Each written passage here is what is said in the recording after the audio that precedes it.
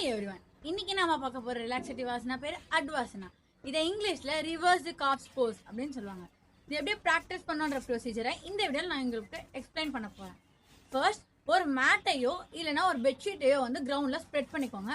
Spread பண்ணிட்டு உங்க பாடியை ப்ரோன் பொசிஷன்ல லை டவுன் பண்ணிக்கோங்க.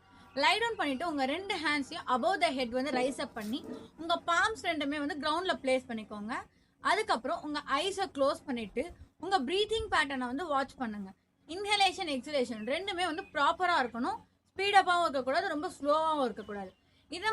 இதை ப்ராக்டிஸ் பண்ணுறது மூலயமா உங்களுக்கு கிடைக்கிற பெனிஃபிட்ஸ் என்னென்ன அப்படின்னு பார்த்தா, ஸ்டிஃப் நெக் மசில்ஸ் இருக்கவங்களுக்கு வந்து மசில் ரிலீஃப் கிடைக்கும். அது மட்டும் இல்லாமல் ஸ்லிப்டு டிஸ்க் இருக்கவங்களுக்கு வந்து ப்ராப்பர் அலைன்மெண்ட் கிடைக்கும்.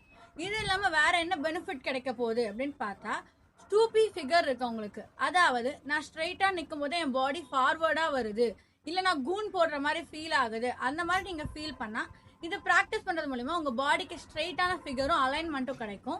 அண்ட் தேங்க்யூ ஃபார் வாட்சிங் this video. Follow for more updates.